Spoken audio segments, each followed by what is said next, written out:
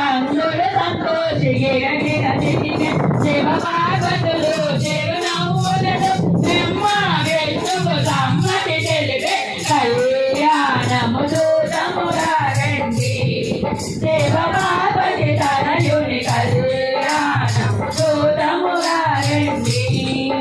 రత్నపత్రిక గరుత్మంతుడు కార్తికేయుడు దేవగురువులు బృహస్పతిని రక్తమురాయగ తీసుకొనెను. జయ జయ జయ జయ సంపర్శన బృహస్పతి వెంటనే ఇంద్రుని పన్నే శశి వచ్చెను సగుడుంబముగా దిక్మాలకు జయ జయ జయ జయ సంపర్శన శుభములు పెంచే శుభ